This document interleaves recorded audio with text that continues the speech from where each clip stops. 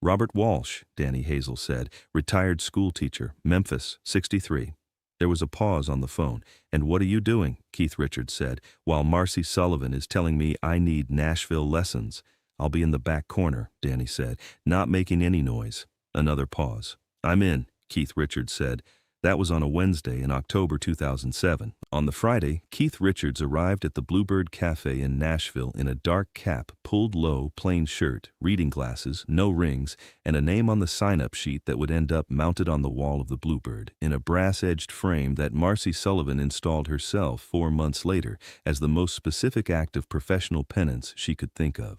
Tell us in the comments where in the world you're watching from, and subscribe if you haven't already. Marcy Sullivan had been running the Bluebird's monthly showcase for 20 years. Marcy Sullivan had never told Keith Richards to find his voice before. Marcy Sullivan told him twice on that Friday, and both times Keith Richards nodded humbly and thanked her for the feedback.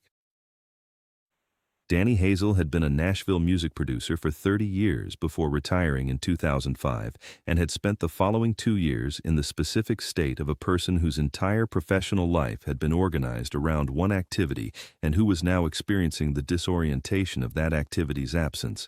Nashville had been good to Danny, and Danny had been generous with Nashville in return, and what the city had given him across 30 years was the kind of knowledge that only accumulates through sustained immersion, an understanding of what was real and what was performance in a music town that sometimes had difficulty telling the two apart. Danny had known Keith Richards since 1974, had co-produced 2 recording sessions in that time, and had maintained a telephone friendship across 33 years that covered a range of subjects from the genuinely important to the entirely pointless. The call Danny made in October 2007 was firmly in the second category, and Danny had been building toward it since the previous Tuesday afternoon when he walked past the Bluebird and saw the sign for the monthly showcase and had an idea that took 6 seconds to form, 3 days to stop laughing about, and approximately 20 minutes to propose to Keith Richards once he had composed himself sufficiently to make the call. The Bluebird Cafe was one of those Nashville institutions whose reputation had outgrown the building itself. The building was small, 40 seats, an intimate room on Hillsborough Pike that had been a flower shop before it became the room where Nashville's songwriters came to play the songs they wrote for other people. Since 1982, the Bluebird had operated on the principle that what mattered was the song, and that the song was best experienced in a room small enough to feel the songwriter's breath in it. Marcy Sullivan had been running the monthly open showcase since 1987, a Friday evening event that gave emerging songwriters and musicians a chance to perform in the Bluebird's specific acoustic intimacy for a panel of 3 judges and an audience of 40 people who were there specifically to listen. The panel's feedback was direct, delivered into a microphone, and kept in a log that Marcy maintained across the years with the care of someone who understood that these assessments mattered to the people receiving them. Marcy had been a Nashville session guitarist herself before moving into running showcases, and she brought to the judging table the specific authority of someone who had played on recordings that had sold many millions of copies and who understood, at a technical level, what it meant to serve a song rather than perform it. Marcy was a fair judge. Marcy was also a confident judge. Marcy was about to have an evening that would permanently recalibrate both qualities. Keith Richards arrived at the Bluebird at 7:30 on the Friday evening, 90 minutes before the showcase began, and spent the time doing what Keith Richards always did in Nashville when he had time to spend, walking the city's music district, going into the instrument shops and the record stores and the bars where live music started early and ran late, absorbing the specific ambient quality of a city that had been built around the production of music since long before the electric guitar made that production international. Keith Richards was in Nashville because a recording session at RCA Studio B on Music Row had been running through the week, a project that had been going well enough by Thursday evening that the producer had called the Friday session off and given everyone the day, and Keith Richards had the day. Danny had proposed the Bluebird scheme on Wednesday, Keith Richards had agreed on Wednesday, and by Thursday evening Danny had completed the sign-up under the name Robert Walsh, age 63, retired schoolteacher, Memphis, had listed a contact number for a prepaid phone he purchased specifically for this purpose, and had sent Keith Richards a photograph of the completed entry, accompanied by a text message that contained no words, only 3 separate laughing emoji. which was not a form of communication Keith Richards typically received from a retired Nashville record producer. Keith Richards came through the Bluebird's door at 7:30 wearing a dark cap pulled low over his forehead, a plain dark shirt, dark jeans, dark boots with no silver, and reading glasses that Danny had purchased that afternoon at a drugstore on 8th Avenue for $4.50. Danny came through the door 3 minutes later wearing the careful expression of someone who is already trying not to laugh and has a long evening ahead of them.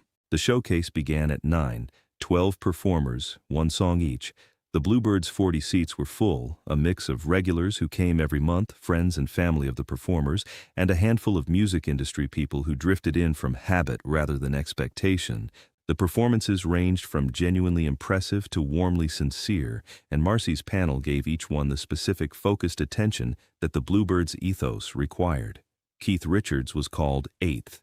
Keith Richards walked to the stage with the slightly uncertain gait of a man who was not comfortable in this kind of setting, which required genuine effort given that Keith Richards had been performing in rooms of all sizes with absolute confidence for 44 years.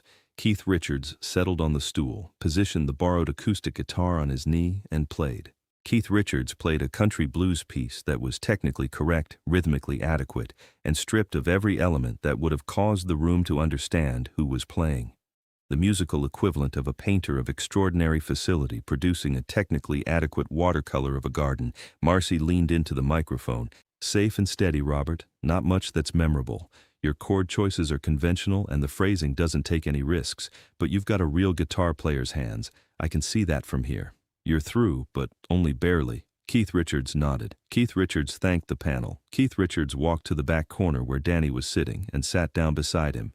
Danny's face was pressed into both of his hands. His shoulders were moving in the manner of a man who is containing something with great difficulty and is very close to the limit of his containment. "A real guitar player's hands," Danny said, his voice reduced to a whisper. She could see that from there. They spent the next 4 minutes in shared silent collapse. The semi-final featured 6 contestants. Keith Richards played a piece that was marginally more interesting than the first. A few melodic embellishments, a slightly more adventurous harmonic choice in the bridge, calibrated to the specific level of a person who has been practicing for some time and is showing genuine progress without revealing the depth of what they actually know. Marcy's assessment was notably warmer. "Better, Robert. There's real feeling starting to come through now. I can hear you reaching for something. With more dedicated practice and maybe some lessons from a Nashville instructor who can help you develop your instincts, I think you could really find your voice." Danny Hazel, at the back of the Bluebird, stood up from his chair, excused himself to the people on either side of him, walked to the corridor that led to the bathrooms, and spent 3 minutes in that corridor making sounds into his jacket that he would later describe as the single funniest 3 minutes of the preceding decade. Keith Richards remained at the back table, nodding thoughtfully at Marcy's advice, his expression conveying the humble gratitude of a man receiving guidance that he found deeply useful. His eyes, for anyone who was looking at them rather than at his expression, contained something rather different. The final round. 3 contestants. Tyler Marsh, 22 years old, from Harlan County in Kentucky, who had been coming to Nashville for 8 months and who had something in his playing that went beyond technique into the territory of what technique is actually for. Sarah Collins, 35, a Nashville songwriter who wrote primarily for other people and performed rarely, with the specific quality of someone who has been concentrating on the craft of songwriting for a decade and whose playing reflected that concentration, and Robert Walsh, the retired school teacher from Memphis who apparently needed Nashville lessons to find his voice. Tyler played first. Tyler played an original composition that he had written about his father's death the previous spring, a song that contained within its 4 minutes a level of emotional honesty that made the Bluebird's 40 seats go the specific quiet that the Bluebird's 40 seats sometimes went, the quiet of a room that has been given something real and is deciding how to receive it. Marcy was writing on her notepad with the focused speed of someone who has encountered something worth capturing. Sarah Collins played second and gave a performance of controlled intelligence and musical depth that showed precisely why her songs were recorded by people who sang better than she did and credited her accordingly. Then Marcy called the final name, Robert Walsh. Keith Richards walked to the stage one last time. Keith Richards sat on the stool. Keith Richards placed the borrowed guitar across his knee. Keith Richards looked out at the Bluebird's 40 faces in the specific, intimate darkness of a room that was built for this, for 40 people and a performer and no distance between them. Then Keith Richards reached up and took off the dark cap. Keith Richards set the cap on the stool beside him. Keith Richards closed his eyes. Keith Richards played Wild Horses, the song he had written in a Swiss chalet in 1973 and had played 10,000 times since in rooms of every size and had never once grown tired of. The first chord of Wild Horses in the Bluebird Cafe did what the Bluebird had been built to allow music to do, which was to be heard at the distance at which music is most honest, close enough to hear how the fingers met the strings, close enough to feel the body of the guitar vibrating sympathetically with the room's own acoustics, close enough for 40 people to understand that what was happening was not a performance of a song, but a conversation between a person and a piece of music they had been carrying for 36 years. Marcy Sullivan's pen stopped moving before the first verse was complete. The Bluebird's 40 people had become, in the space of the first 8 bars, 40 people who were no longer thinking about anything except what they were hearing. A man near the front, he had been a friend of Tyler Marsh's who had come to support Tyler and had been paying only partial attention until this moment, said, not quietly, "That's Keith Richards." The words moved through the Bluebird in the specific way that words move through a small room where everyone is already paying complete attention, immediately, totally, without any delay between the statement and the understanding. Danny Hazel, at the back corner, was standing on his chair. Keith Richards finished Wild Horses. The Bluebird held the silence for 6 seconds. Then every person in the room was standing. Keith Richards opened his eyes. Keith Richards walked to the microphone and looked at Marcy Sullivan. "Marcy's right," Keith Richards said. "I do need to find my voice. I've been looking for it about 45 years now, so it probably just needs a few more Nashville lessons." The laughter from 40 people in the Bluebird Cafe was the specific laughter of a room that had been given everything at once, the music, the reveal, and then the perfect self-deprecating release, and that had no option but to give it all back. Marcy Sullivan was laughing too, her professional scorecard face down on the table, the 2 rounds of notes she had made about Robert Walsh's developing potential somewhere beneath it. Then Keith Richards did what Keith Richards had come to Nashville to do, in addition to the recording session and the Bluebird prank, which was the thing that actual musicians do when they have the opportunity. Keith Richards said he was not eligible, he had entered under a false name, and was not remotely an amateur. Keith Richards pointed at Tyler Marsh at the side of the stage. "That young man played one of the finest performances I have heard at any stage in any room in the last 10 years. He played it with truth. He is the winner. And if he will allow me, I would like to play one more song with him before I return this stage to the people it was built for." Tyler Marsh walked onto the stage on legs he later described as belonging to someone slightly less overwhelmed than he was, sat on the second stool, and they played together for 25 minutes while 40 people in the Bluebird Cafe stood completely still and listened to a 22-year-old from Kentucky and a 63-year-old from Dartford play the music that the room had been built to contain.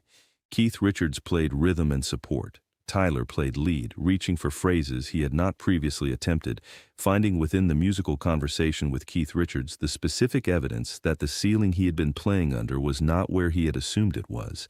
Before leaving, Keith Richards shook Marcy Sullivan's hand. "No hard feelings, Marcy. Your instinct was right about one thing. I was holding back. You said you could see something in the hands. You were right. I just have a slightly longer history with those hands than you knew about." Marcy said, "I told Keith Richards to find his voice. I am never going to live this down." Keith Richards said, "You should put it on a plaque." Marcy Sullivan put it on a plaque. Marcy Sullivan installed the plaque herself 4 months later in February 2008, beneath a frame that held the original October 2007 sign-up sheet with Robert Walsh's entry and her handwritten notes visible beside it. The plaque reads, "The night Keith Richards entered our showcase as a retired schoolteacher, we told him to find his voice. He found it. October 2007. We have not recovered." If this story gave you something, the reminder that the most interesting person in the room is frequently the one who is giving the least indication of being interesting, share it today with someone who needs to hear it. Subscribe to this channel if you haven't already, and tell us in the comments where in the world you are watching from tonight. Every week, another story from a life that always found the most interesting way into a room, and always left it having given something real to someone ready to receive it.